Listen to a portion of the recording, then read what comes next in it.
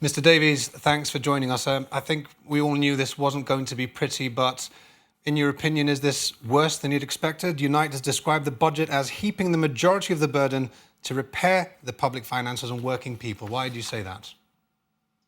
Well, we certainly didn't expect an easy budget. You're absolutely correct. I don't think we expected it to be quite as this hard hitting on working people. The opening remarks within the budget speech were very much positive around the economic recovery and the underlying economic indicators within Gibraltar. But as we progressed through the budget, we saw a situation where there was confirmation of no cost of living increase across the public sector, which obviously not only impacts the public sector, but the private sector look to the cost of living increase to benchmark their own pay increases. And then we saw further increases in utilities, and then we saw increases in personal taxation for 2 years, which, to be honest with you, those measures, compared to the measures that have been applied to employers, do actually indicate that working people are bearing the brunt of this budget. Now, Unite, as you mentioned, the public sector, Unite has submitted a public sector pay claim which government hasn't responded to. However, to give a bit of context, Sir Joe Bolsano says the current situation in respect of public finances is the worst that he's seen in his 50 years as an elected member. Notwithstanding the pretty dramatic cost of living increase, is now the right time? Well, the question needs to be in terms of what are our members supposed to do? They're facing a situation where through obviously, circumstances beyond people's control in relation to COVID, they have experienced an effective position of no pay increase for 3 years. But that's not a pay freeze. That's a real terms cut in pay when you take into account inflationary pressures. So we have a situation where people's real terms pay is less than it was in 2019. And then we're actually asking individuals and their families to absorb increases in utility bills and also to actually pay more in relation to their personal taxation. We think the burden is being put upon those who are lower and middle earners far too much. We don't believe that enough is being done in relation to higher earners and also employers, because the COVID recovery charge, I'm really puzzled and do not understand the circumstances or the idea behind that, to have a charge that applies equally regardless of the size of the employer, regardless of the size of the number of people you employ, regardless of your profit, regardless of your turnover, just seems to be completely against the idea of a progressive system of tax and a progressive system of sharing the burden of COVID. I don't understand how a small shop on Main Street will be paying the same COVID recovery charge as one of the large employers and the largely profitable employers in Gibraltar. It just does not make sense. Well, the Federation of Small Businesses has said today that the businesses are still dealing with the effects of the pandemics, are struggling to recover. But as you mentioned, the effects on small businesses will be rather more significant than those who are turning a profit, as you point out.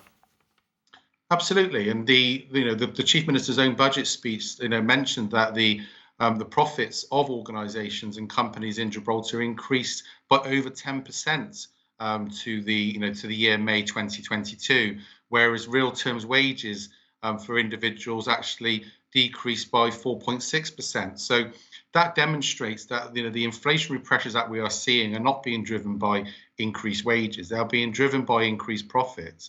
And if those profits are being made, and they're being made, in Gibraltar, as a result of individuals spending their wages in those organisations, then they should be bearing a bigger brunt than working people are in terms of actually paying back and repairing the public finances as a result of the COVID pandemic.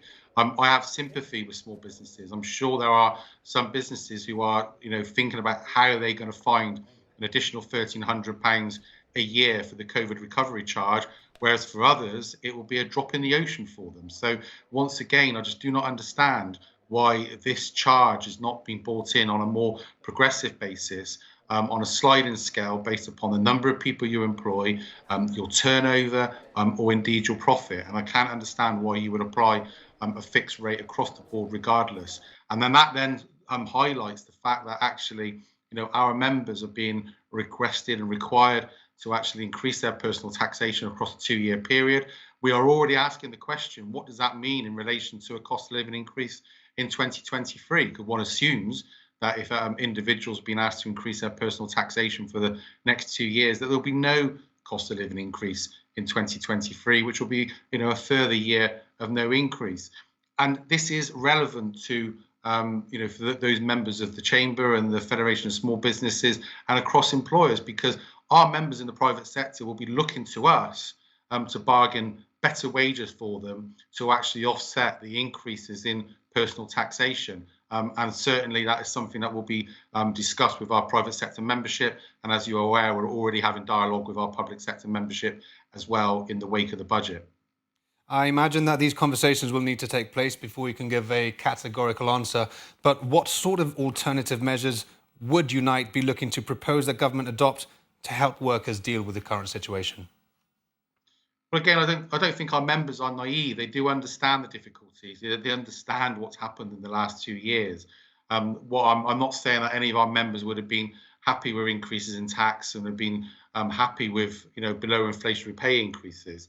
But the issue, I think, is in terms of the proportionality of this budget and the proportionality of where this budget has fallen. If you look at some of the measures around tourist taxes, you look at the measures around charges, at the port for cruise ships, those make sense. They make sense. They are applied in many other European countries, and they make sense in terms of increasing and raising revenue.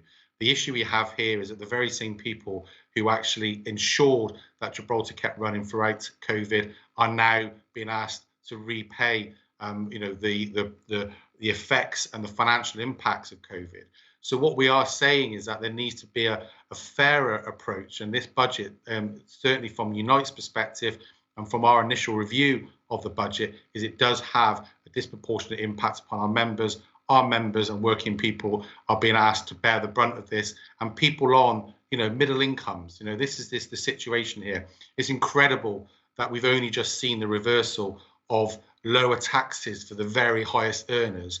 These are people who should be paying a bigger proportion of the pie continually in relation to the wealth that they are drawing from their activities within Gibraltar. And unfortunately, what we've seen here is actually an impact in terms of normal working people and their incomes, and obviously that has a knock-on effect upon their families as well. Mr Davies, I'm sure we'll be hearing more from you in the near future. Thanks for joining us. Thank you.